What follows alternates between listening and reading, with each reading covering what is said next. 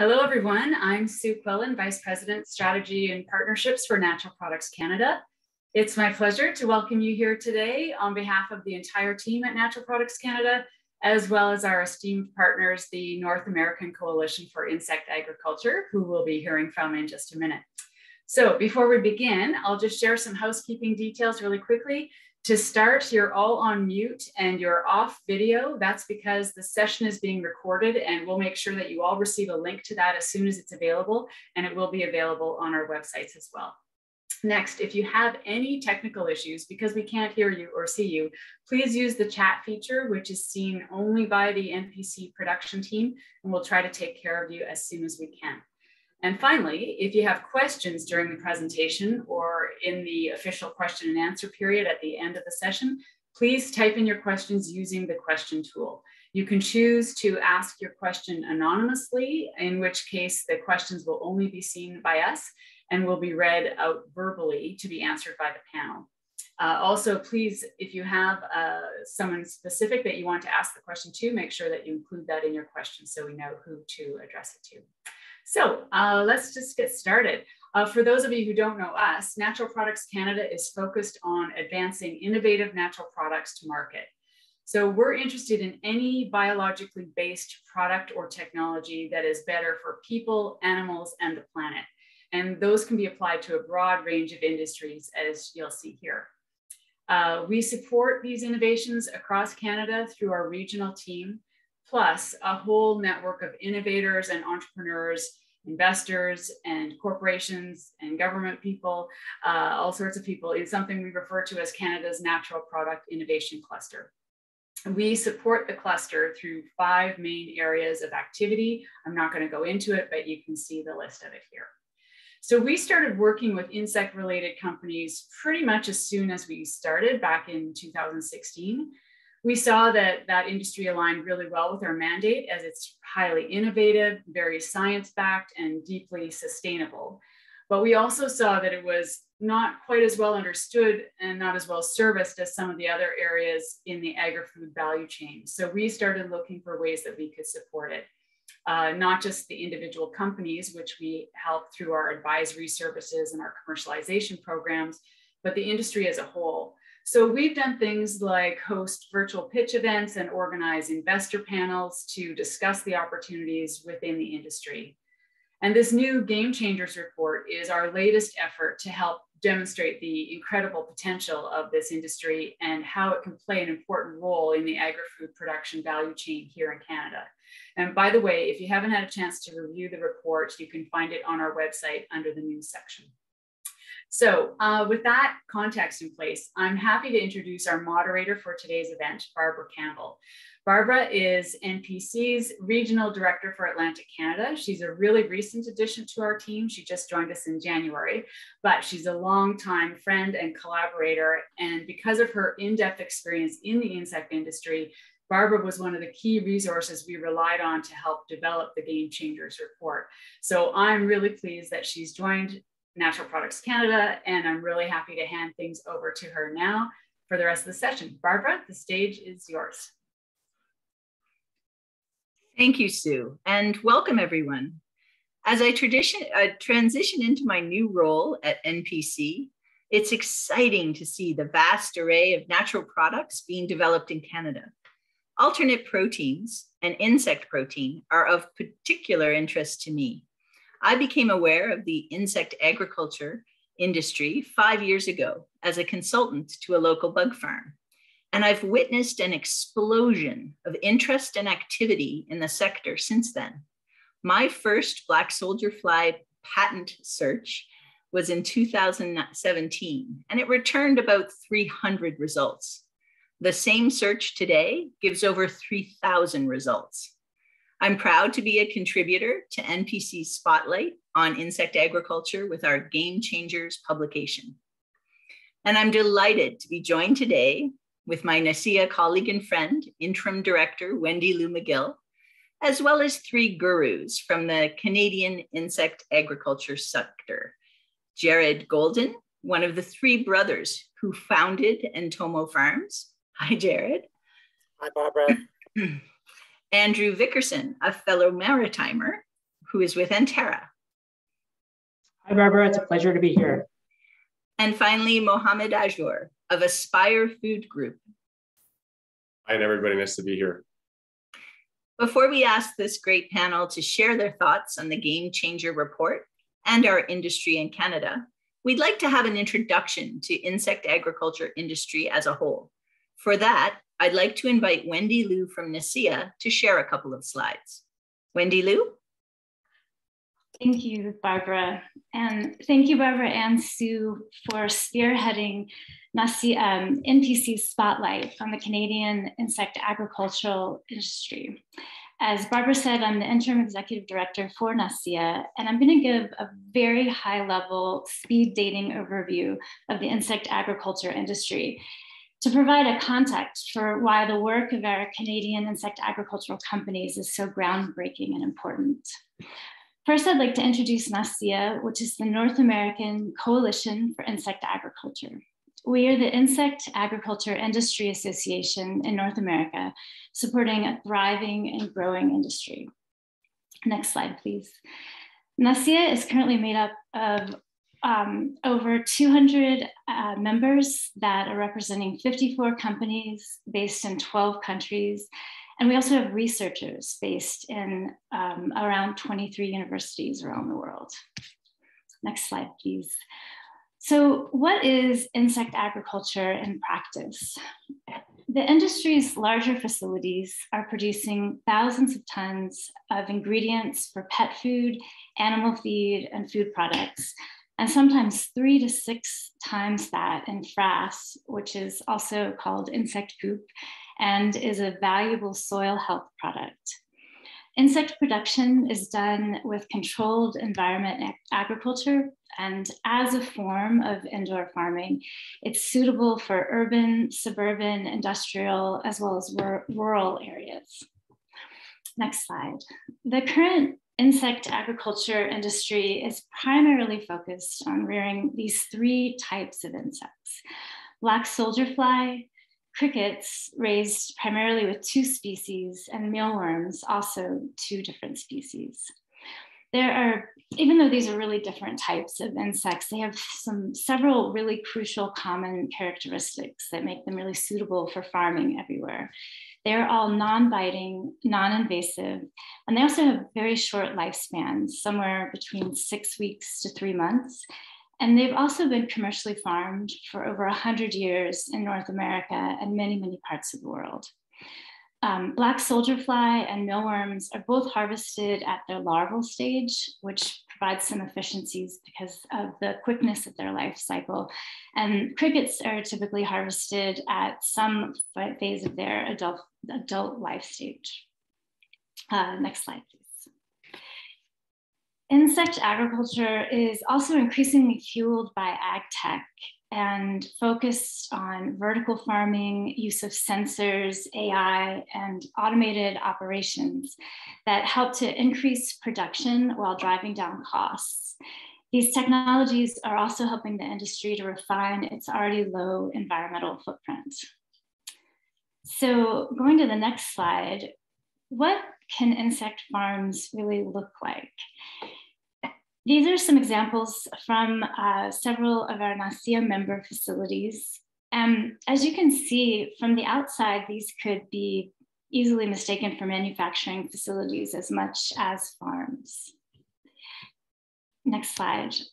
Looking at our products and what these companies are actually producing as outputs, these are the primary ingredient types that are being produced and being used in pet food, animal feed, and human food products, as well as the aforementioned frass, which is, again, a very valuable soil health amendment. Next slide. Insect-based products are already in widespread use in North America. There are more than, the vast majority, 49 states in the US have insect ingredients registered, and in Canada, there is production in most provinces. Correspondingly, investors and governments have supported the industry with approximately $1.2 billion in investment to date. And the market demand, next slide, please, for insect ingredients is correspondingly rising, projected to grow rapidly by 2030 to 500,000 demand of 500,000 kilograms per year, as well as leading towards a global market value of over $5 billion in the next 3 years.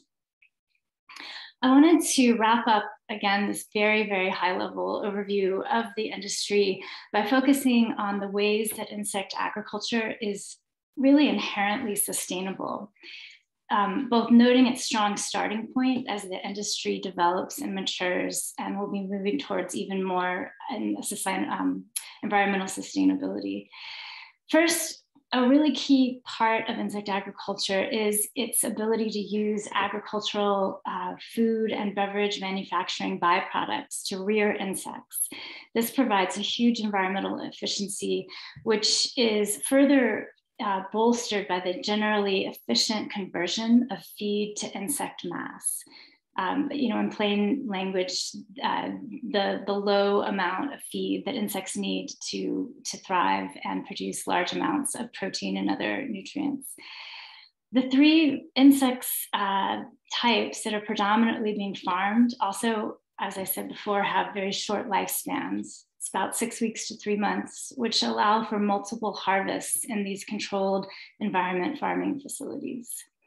The insects themselves, generally speaking, need very little water, and using vertical farming reduces the amount of land needed to produce large amounts of insect ingredients, particularly when compared with row crops that not only require a great deal of land, but often also water. Another circular agricultural feature of insect agriculture is that the byproduct is primarily frass, and it is, again, a very beneficial soil amendment.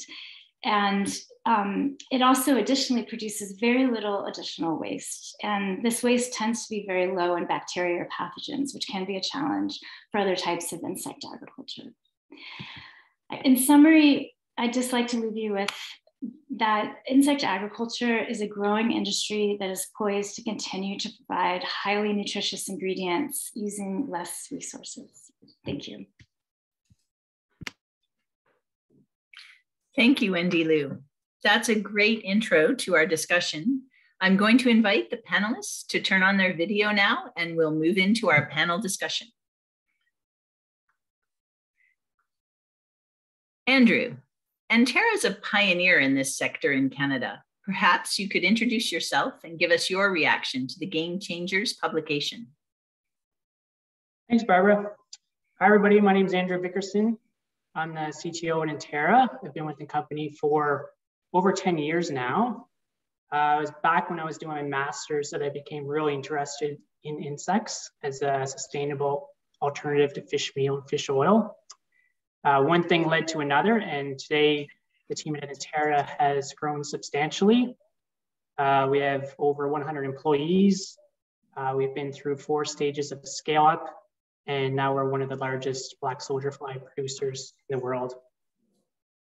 I think for me, the biggest takeaway from the report was that the main barriers associated with mass adoption of insects have been removed. So the regulatory barriers are now removed. We now have sufficient and consistent supply of products for the industry, for pet food manufacturers, for animal feed manufacturers, and for fertilizer companies to start developing products with. This is going to result in more consumer demand, which will result in more demand for products and will help kickstart the industry. The other thing that really struck me from the report was the sheer number of players. When we started 10 years ago, there's just a handful. Now there's dozens, if not hundreds of players across Canada and North America doing this. So incredible amount of innovation from startups all the way up to multinationals. So it's a very exciting time to be in the industry. Agreed. Jarrett, you and your 2 brothers founded Entomo Farms in 2014. Tell us a little bit about yourself and how you think the Canadian insect agriculture industry is doing in comparison to our global industry. Thank you, Barbara. I'm Jared Golden, and I started Entomo Farms with my two brothers about 7 or 8 years ago now. And I echo much of Andrew's comments. And I feel that, Canada is a leader in the space. I think we should all be very proud of the work we've done and the goals we've set with respect to industry standards, transparency, authenticity. And I feel that, the rest of the world in many respects is kind of catching up to us. There are, through the different species, really very different businesses when you're looking at livestock feed versus human consumption and some of the investment that has gone into those businesses. There's been some massive investment in the space in certain European countries. But I think that we will continue to provide leadership in the space, and being involved with NACIA and of course Natural Products Canada just helps to bring some great credibility to the work that we're doing, and will help again drive the consumer piece as well as the investment piece. Agreed on the endorsement of both those organizations from me. Let's hear from Aspire. Mohammed, you're Canadian, but you started your insect business in the US and Ghana, and I guess have only recently brought your business back to Canada. Tell us about you, your Aspire journey, and what did you see in Canada that let you make such a big decision to come back? Yeah, for sure. So our journey actually started in Canada. I was a medical student at McGill University in Montreal when I received an invitation to participate in a business competition called the Holt Prize, which is a $1 million prize whose purpose is to inspire entrepreneurs to build a business that at its very core solves a major global challenge. And in 2013, that challenge was food security, which of course is something that had always been near and dear to my heart, and that had been the reason that led me into clinical medicine in the first place as a career path. And upon doing a lot of research with my colleagues, we came across this extraordinary insight. Today, it's obvious, but in 2013, that was like the really early days of the industry. That insects are a food source that is consumed widely around the world. And one of the challenges that exists as far as why this is not a more available protein source is that there's really no effective scalable systems in place to produce this protein source reliably, in a cost-effective way, and in a safe way. And so ultimately that gave rise to Aspire. We ended up winning that $1 million prize. And shortly thereafter, we actually acquired a startup that was based in Austin, Texas. So that's what led us to Austin to build our pilot plant. And of course, we went through the journey that every business goes through, particularly, in an early stage industry where oftentimes you're not just building your company, that's one thing you're doing, but you're also contributing to the development of the industry. So, you saw that as part of this industry association, every one of us is involved. We're contributing research, we're contributing, whatever we can to help support the overall industry's growth. And in 2019, when we hit a number of key milestones that and obtained significant demand from customers that justified now moving to a commercial scale of production, we started looking and seeing where would be the ideal place for us to really transition this next exciting phase of growth for the company. And when you're in that stage, what you're typically looking for are places where you have good access to labor, where you're going to have good proximity to your customers, where there are some very competitive business incentives available in terms of construction or other types of incentives. And from that perspective, we found Canada generally, and actually Southwest Ontario in particularly, to be incredibly compelling. We came here at the end of 2019 and visited a number of cities and ultimately landed on London, Ontario as the site where we are now completing the construction of our facility, and we're tremendously excited to be here. Well, clearly we're happy to have you back. Wendy Liu touched on the sustainability of insect agriculture a little bit in her introduction, and it's certainly one of the key drivers of this global interest in our sector. But participants today may not be completely aware of the many different facets to how insect agriculture contributes to sustainability above and beyond the beneficial feed to protein conversion ratio. Andrew, can you talk about the environmental benefits that we've already achieved in the sector and maybe where we may have future gains? Sure. So when we look at sustainability, it's, I think, important that we look at it from a scientific point of view. So we do that through life cycle assessments. So we look at the things like carbon emissions, water consumption, land occupation, land use change, and even biodiversity. So when you compare insects across the board to other protein sources, land protein sources, we win in pretty much every bucket. So that's been established, more or less. Every insect is a little bit different, depending on what you feed them, the species, etc. But by and large, they're very sustainable across the board.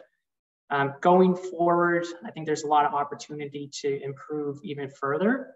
So there's companies now looking into genetics and selection work to make insect facilities more efficient, which will reduce energy costs.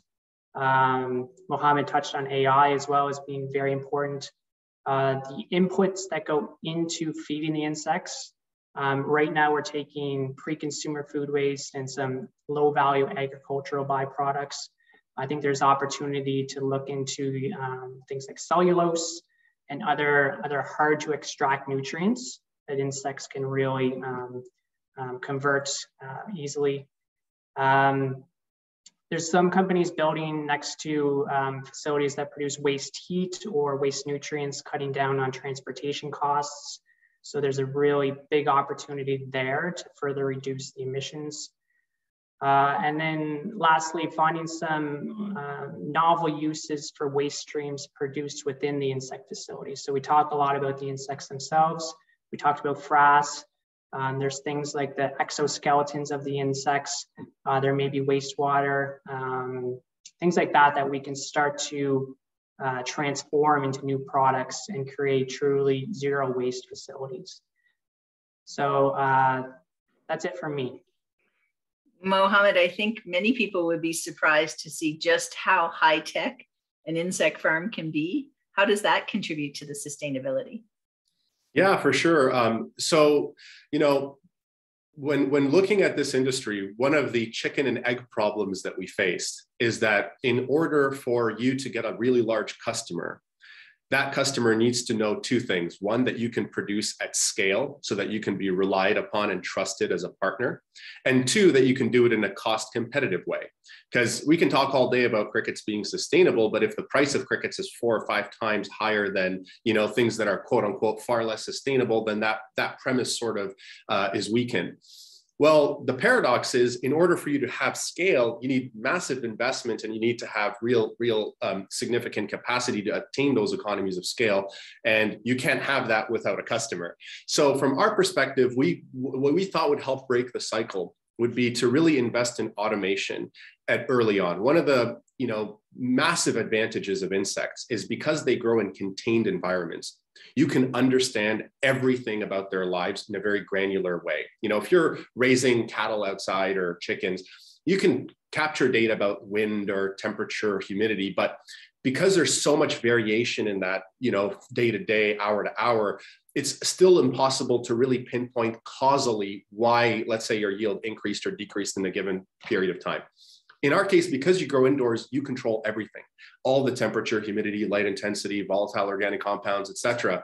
And so from our perspective, the idea was if we can leverage big data, capture lots of data about these insects, we can dramatically improve our productivity by reducing the time it takes to increase your yield and therefore improve your efficiency of output per unit of time. But we're also going a step further and actually capturing very dynamic data about the facility itself. So we're partnering with universities now in Canada, Western University. We're doing some very advanced, fluid dynamic modeling and HVAC modeling to really understand how do we distribute temperature in a very efficient way so that we're reducing our energy costs. And to go back to what Andrew was saying earlier, I could not agree more with the necessity of using an arm's length scientific method to really validate the sustainability promise of our industry. We all know that insects like crickets and black soldier fly larvae have an excellent feed conversion efficiency. But if that feed conversion efficiency is trapped inside a system of production that is very inefficient, then that kind of defeats the purpose. So before we even built our plant, before we received $1 of equity investment from our private equity firm in Ontario, Northern Private Capital, or Sustainable Development Technology Canada, we had to do a very complete LCA on this very facility, not some hypothetical future state we will achieve one day in 10 years with fully optimized assumptions. This facility. So all of the steel that's going to go into building this plant, all of the energy, all of the sensors, the amount of energy that's going to be required by our server racks that are capturing, all of that had to be accounted for and computed. And it still resulted in us having a far greater, greenhouse gas emission profile and environmental profile compared to most, if not all, forms of livestock production today. And that's kind of where we're starting. So it's really exciting that the potential to improve that is only going to be enhanced from here on out. Yeah, it's fascinating to think that we could slide the graft over to an area that just hasn't been there before for proteins. Jared, what does sustainability mean in Entomo?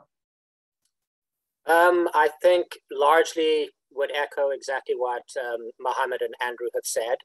I think the only piece that I can add in terms of when we look at value, and we're speaking about sustainability in the context of value and the value of this particular food compared to other foods, is of course the health benefits. And if this is a good time to segue in, and I underscore again what Mohammed said about the necessity to bring costs down. And when you look at data capturing and math, one part of our business is LCAs, efficiencies of scale, and cost of production. But the other side that we don't know much about either are the health benefits. And what are those health benefits? And I feel that the pressure on pricing may shift as the value of the food itself is learned. So we're doing wonderful studies with Tufts University. We're going to look at colorectal cancer in mice and whether insect-based diets like cricket-based diets can have an impact on reduction of colorectal cancer. We're doing wonderful studies in Europe and Denmark on B12 and how bioavailable the B12 is. Because although we speak a lot about the protein, which is super important, the one totally unique thing about this protein is it's very rich in fiber. There are no meat proteins or animal proteins that contain fiber, and there are no plants that contain B12. So insects really are in this really narrow gap somewhere between traditional meat proteins and the plant proteins. And for me, it's really exciting because when we look at sustainability, we can also consider the sustainability of human health and the cost of being unhealthy to our healthcare systems. And we've seen recently with the pandemic, the burden of less healthy people through food choices that can have on immunity and the healthcare system in general. So I'd like to just contribute that it's exciting to consider health, human health, animal livestock feed health. There's a great story about a shrimp aquaculturist in Italy who added a 10% cricket meal to his traditional shrimp meal, and it doubled the survival rates of the hatchlings. So we know, again, anecdotally, that there's some really cool pieces to this, not even getting into frass and soil amendment and reversing desertification and other things, the potential for controlling root rot in canola farming and stuff like that. So yeah, we still have so many more questions than we do answers, even with such great leadership with people like Andrew and Mohammed and the work they're doing. It's really obviously an exciting space to be in for all these reasons. And it's interesting, Jared, because we can start to achieve those sort of insights now that we're getting to scale, now that we have the kind of volume and scale available to do these kind of in-depth tests. When you only have a kilogram, it only goes so far. So the fact that we're producing tonnage now is so exciting. Wendy Lou, you wanted to have some input on sustainability? Well, I wanted to point out too that when we're benchmarking the insect agriculture industry against other forms of agriculture, particularly animal agriculture, I think it's really exciting to note how close insect agriculture already is into meeting some of their environmental profiles, particularly looking at poultry. given that we have so few years of R&D compared with these industries that have, many decades, often more than 50 years, that have been used to get to those efficiencies. So I think it's really good to contextualize what a great starting point we have as an industry. True, we haven't had the 50 years that poultry has had. So I think we've been talking a little bit about the potential of insects to contribute to human health, sustainable animal feed, pet food, soil inputs. Andrew, we'll go back over to Interra. What do you think are the most compelling opportunities to bring insects into people's homes and maybe to their gardens? Sure, maybe I'll speak to the feed and the fertilizer side of things and leave the food to Jared and Mohammed. But I think with black soldier fly larvae, protein and oil, there's big potential in the pet food space. We had AFCO just a couple months ago approve protein and oil for use in dog diets.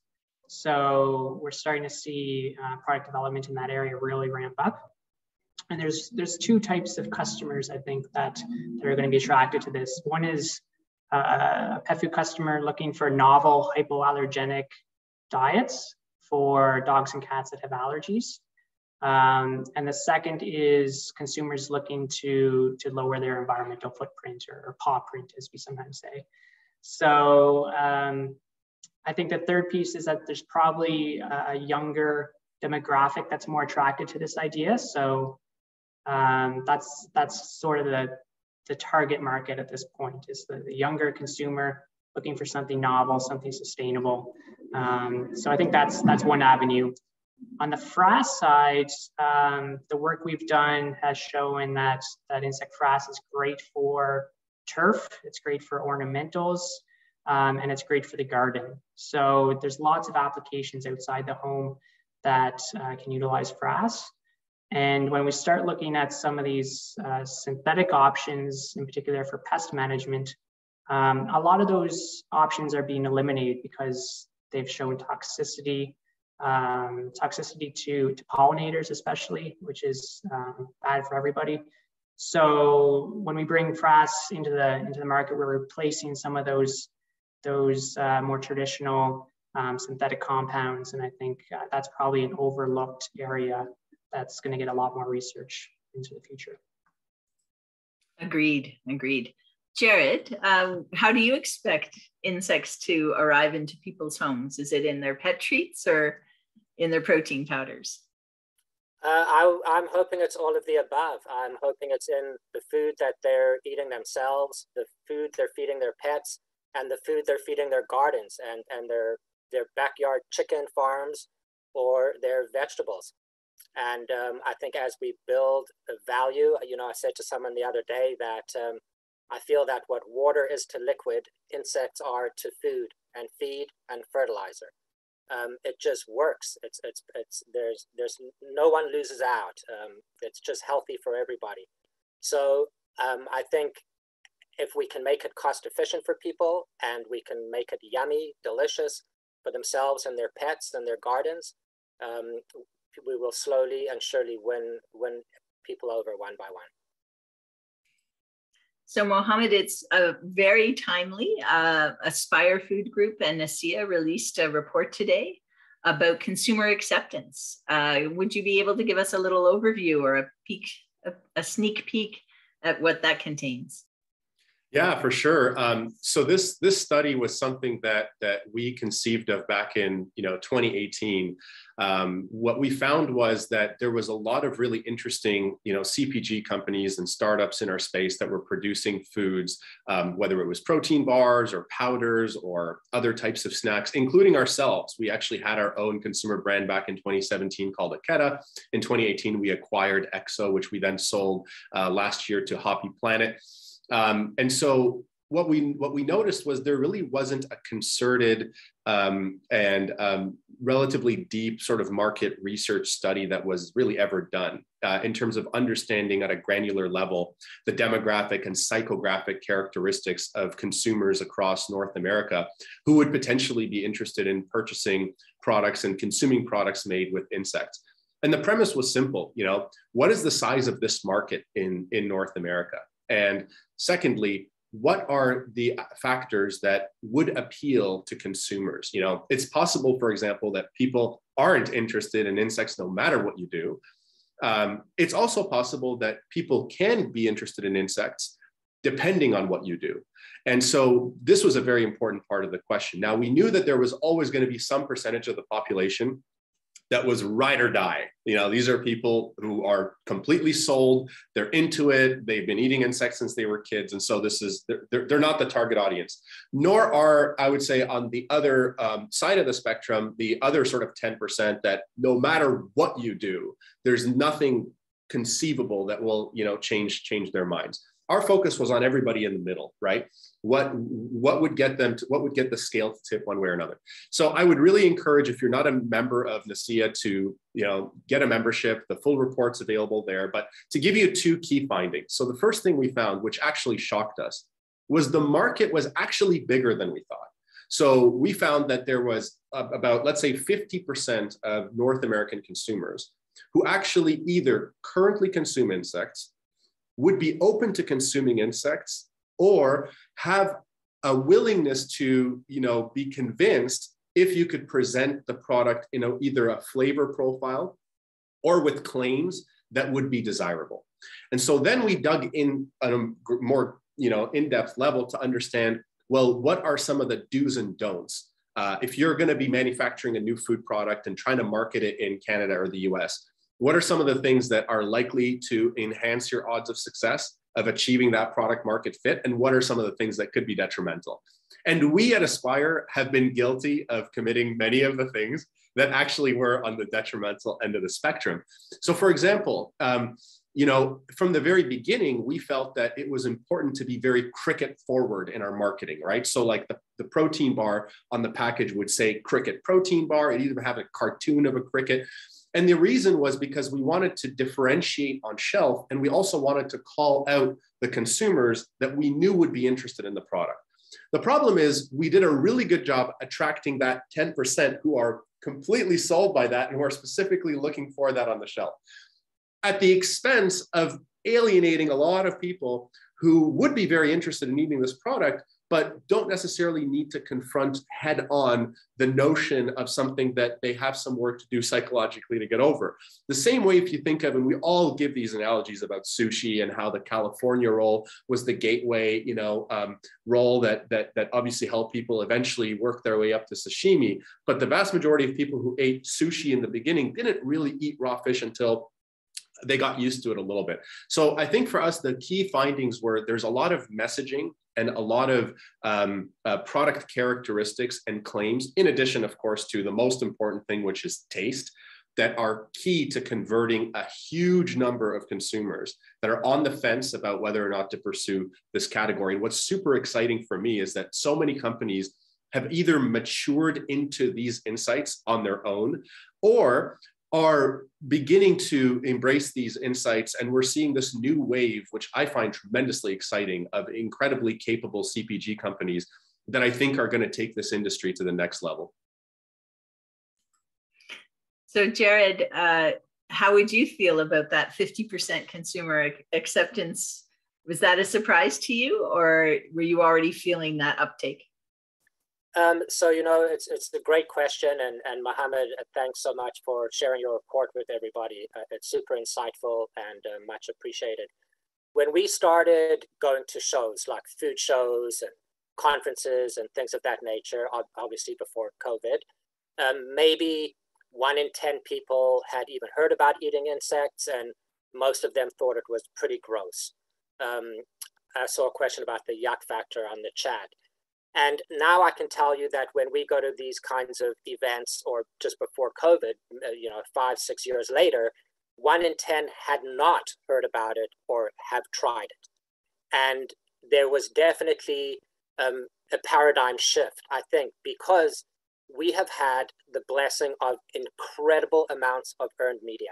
I get calls all the time asking me, what public relations firm are you working with? And when I say you're talking to him, they literally think I'm hiding on purpose who we're working with, because we don't want anybody else to benefit from this great public relations firm that we have. And really, hats off to the media in general as a whole for telling our story with maturity, with really good transparency and an eye toward the future, and really understanding that our hearts are in this and that we're doing it for aspirational reasons.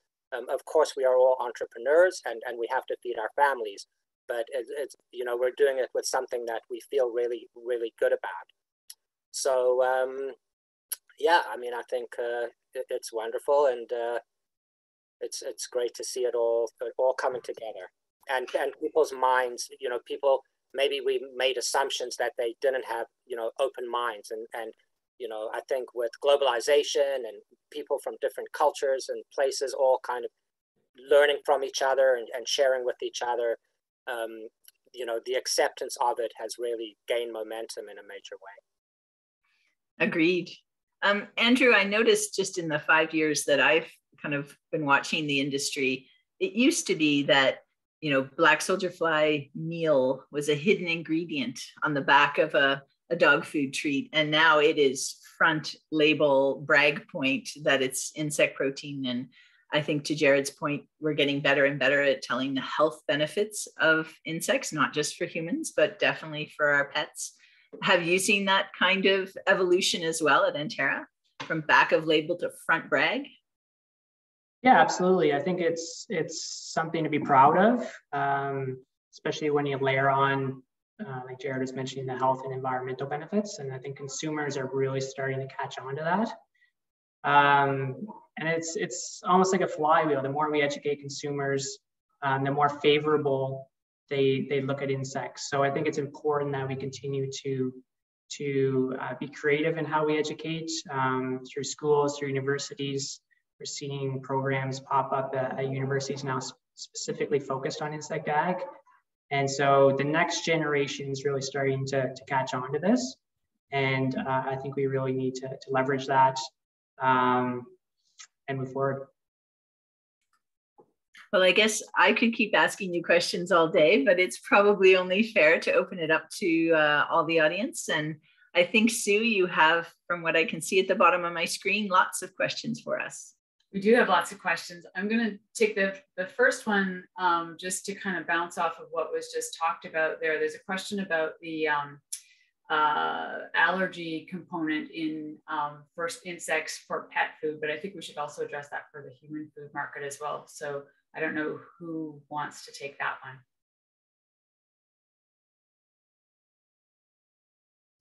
I'm happy to. So from our perspective, you know, with respect to human consumption, we've identified that there are certain proteins that crickets have, which have similar, you know, morphological features as some of the proteins that you find in shellfish. Now, there hasn't been a, you know, fully commissioned study to verify on a clinical level what the level of reactivity is, but out of an abundance of caution, our industry has, as a whole, taken the position that anyone who has shellfish allergies should be aware that, you know, crickets have similar attributes in that regard, and would be advised to reconsider whether they should consume crickets. What's exciting is now we're going to start looking into doing some actual studies in human trials to validate whether or not that similarity in appearance between shellfish and cricket-based proteins does generate the same kind of physiological effects that we see in an allergic reaction, or if in fact that is not the case. Jared can speak to his experience with Entomo, but in the last 8 years, we've never had a single report from a single customer who's had a anaphylactic reaction or anything like that. As far as pet, what's very interesting, and we're in the early days of investigating this again at a research level, is that we're actually seeing potential hypoallergenic effects, where you could actually make positive claims that crickets and other insects as well have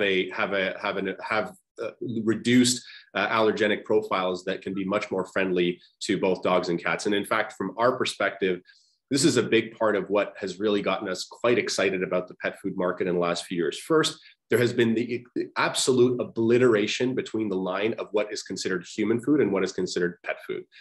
those two things have become synonymous. And I only realized this a few years ago when I went to a pet food show, and a really exciting startup gave me a bunch of dog treats for me to eat. And the point of that was to illustrate that it was made completely with human grade ingredients. And this is not surprising. Millennials are now the largest demographic of pet owners by far. They expect, on the one hand, the same things they expect for themselves. So locally sourced food, high quality. They don't generally like things to be genetically modified, but they also want the environmental sustainability benefits. And I think what's really exciting and is so easy to resonate with anybody who's a dog or cat owner is that, you know, maybe they personally still have some work to do to get over their own psychological aversion to eating insects personally. On the flip side, their dogs and their cats naturally seek out insects in the wild. In fact, you know what is unnatural? It's unnatural for a wild dog to eat a cow. So it's really fascinating to see how you know, consumers are really embracing this category. And to go back to an earlier question, I agree with Jared. I think crickets are going to enter the household both on the pantry shelf and also in the dog bowl. And that's what's super exciting for this space.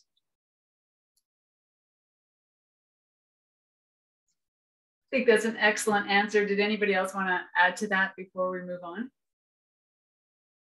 I would just add that similar to Mohammed, we haven't had any feedback from consumers about allergic reactions of pets to dog or cat food with the insects in them. So I think it's important that we put it on the label until we're able to do the research and collect the data. But for right now, it doesn't seem to be a big showstopper. Okay. There's a couple of questions that are kind of related, and that is, what is it that the insects are eating that makes them somehow be approved or not approved for human or pet or animal feed? So I think we need to get into that because there's a few questions on that one.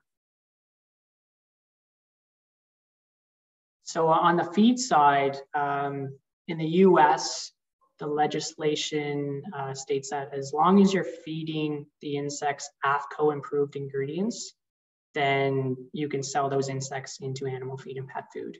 So there's a long list in there that includes things like recycled food products, but essentially everything has to come from the human food chain or needs to be approved for use in animal feed already. In Canada, it's a bit more nuanced in that CFIA will review each of your ingredients for safety, and then provided they're safe and there's no risk of accumulation of any toxins or anything like that, then you'll get a registration here. So it's a bit different between the US and Canada, but all of it's controlled through the existing legislation. And I'll let someone else talk to the food side. So I think the first piece that's important that I always remind Mohammed's 10% of I never will, they already are eating insects. If they're eating cereal or chocolate or drinking coffee, they are inadvertently eating insects. They just probably weren't aware of it. I think that there are similar regulations in that if you are growing insects specifically for human consumption, then they are allowed to be sold into the human consumption market because there's already allowance in the jurisprudence or the law for that. We obviously welcome regulation. We are all here part of NACIA and part of a movement that wants to and welcomes that because I think it will help, again, validate the industry and bring some trust to it. A quick story: when we first started, we sent our cricket powder to a CFIA approved lab, and the CEO called me and he just didn't know how to start the conversation, but he was trying to tell me he couldn't work with us. And I said, well, just put it out there. Why can you not work with us? And he said, because clearly we've done something to adulterate the powder. We must have bleached it or done something to it because it's pretty clean. And I said, well, what are you talking about? And he said, well, when we get other products like raw meat or chicken or fish, and we look at it and whatever potential pathogens biologically are on it, they're in the multi-thousands, units per whatever, all within allowable or concerning considerations. But ours fell so well below the threshold that it was something they had never seen before. And the only explanation was that we must have cheated because insects are dirty. They're gross. They're dangerous. And it was a really interesting conversation, convincing him that we, of course, had not done that, and that it was othering, a term I've learned from a colleague of ours at Wayne State University, and he had brought this predisposition, this bias toward it. And so again, we need safety regulations. We need to know kill steps, how they work to ensure that the food is safe. I couldn't underscore that enough. However, it is pretty safe, to begin with. And it's why you see on some of these shows people eating live insects, and of course not eating uncooked hog or cow.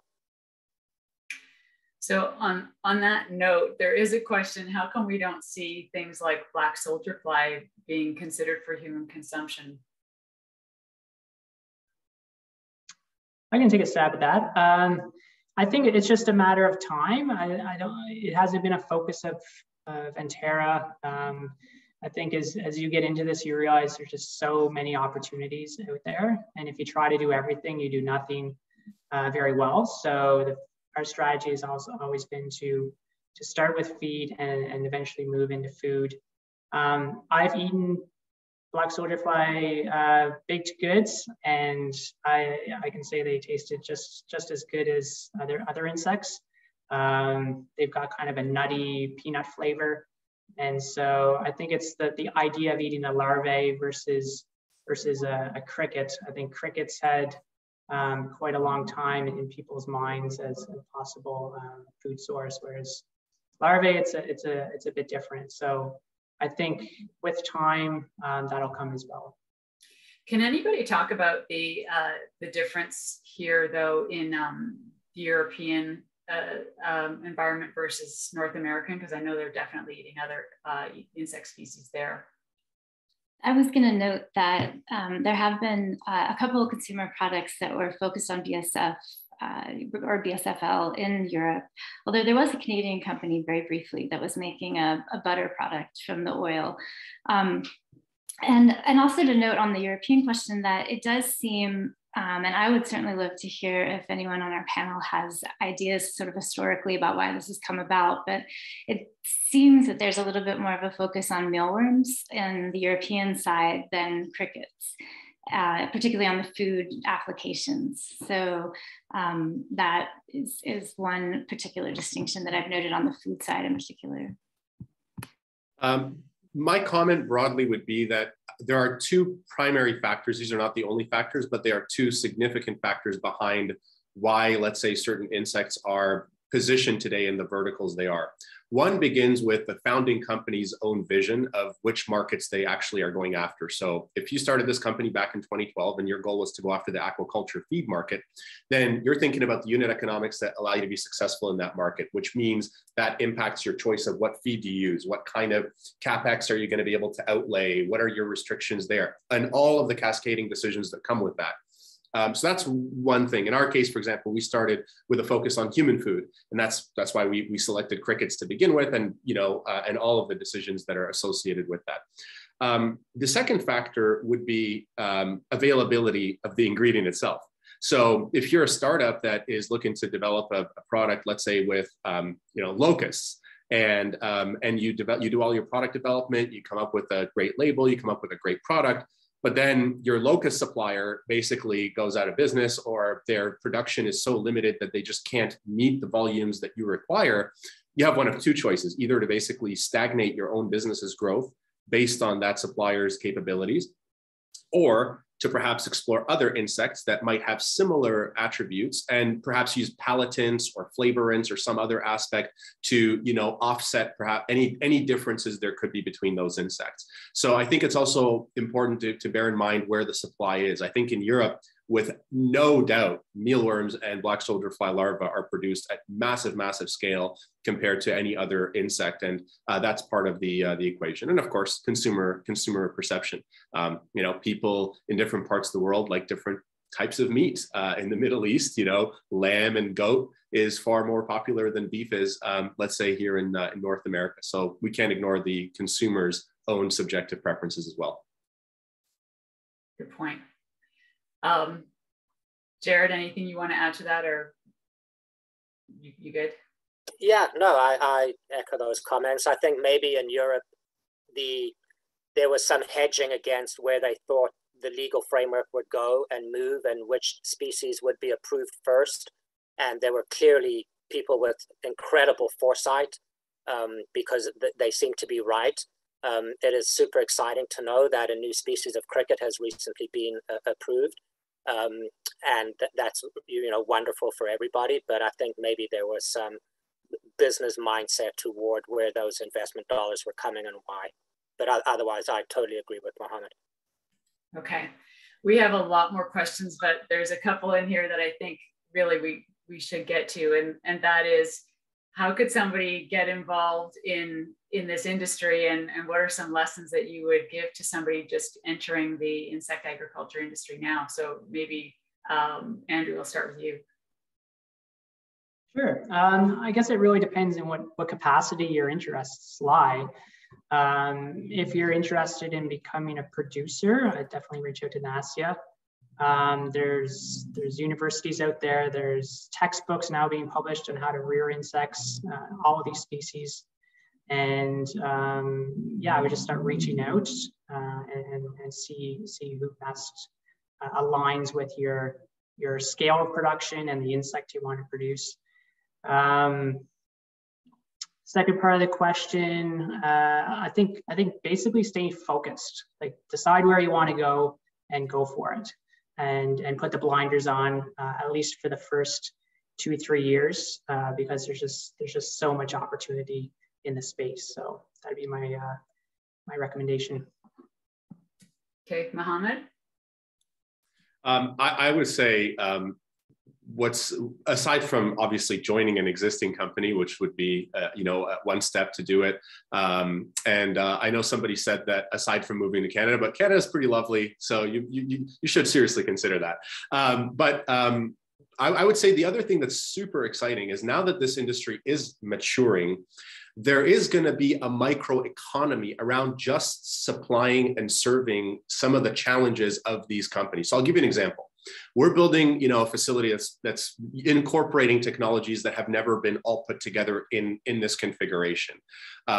Certainly not with respect to indoor livestock production as it relates to it.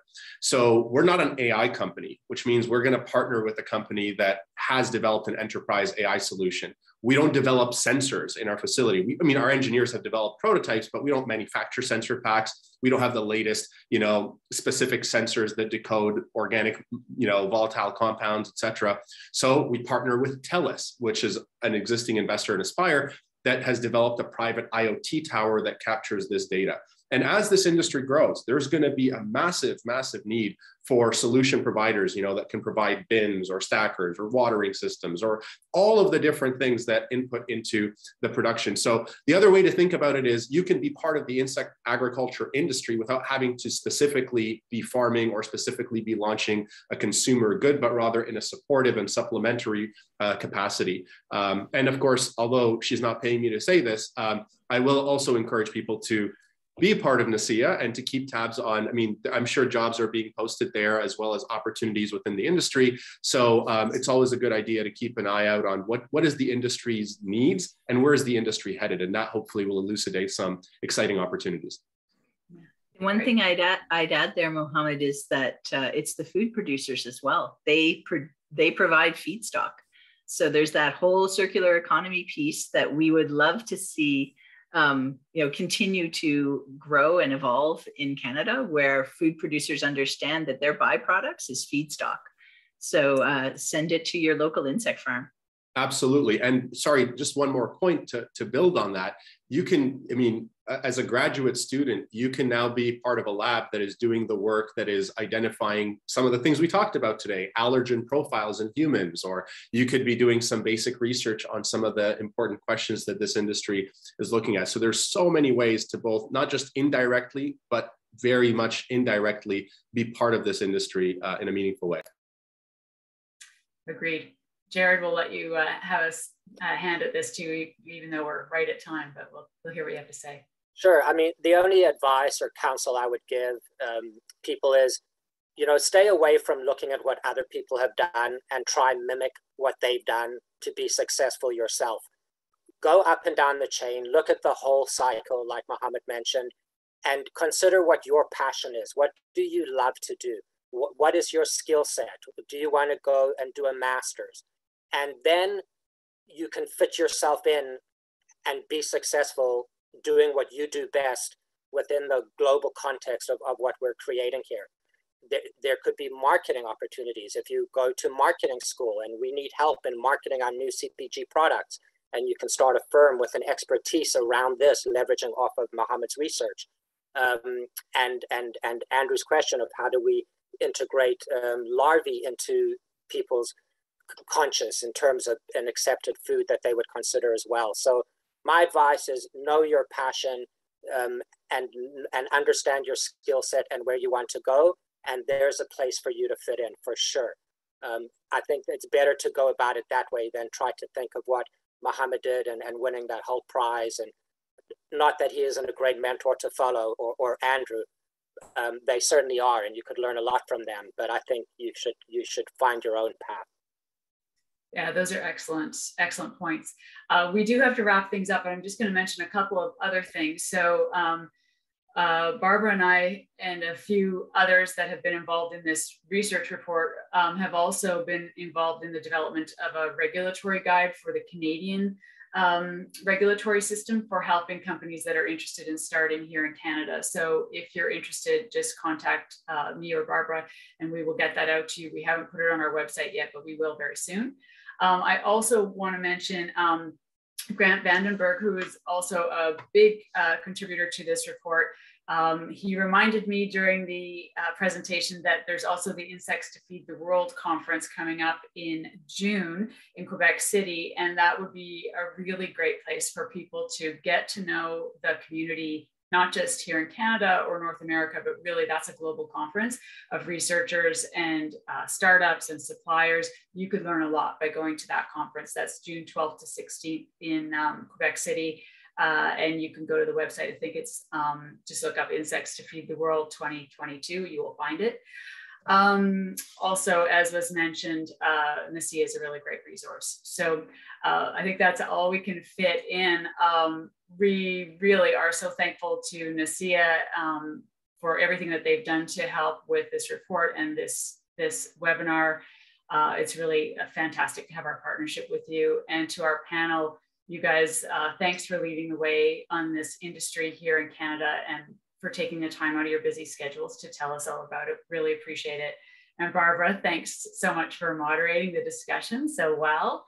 And to everyone who's attended, thanks for joining us. And if you have questions or comments, please reach out to info@naturalproductscanada.com and we will try to get back to you as soon as we can. All right, thanks so much and enjoy the rest of your day. Thank you, everyone. Thank you very much. Thank you so much. Thank you.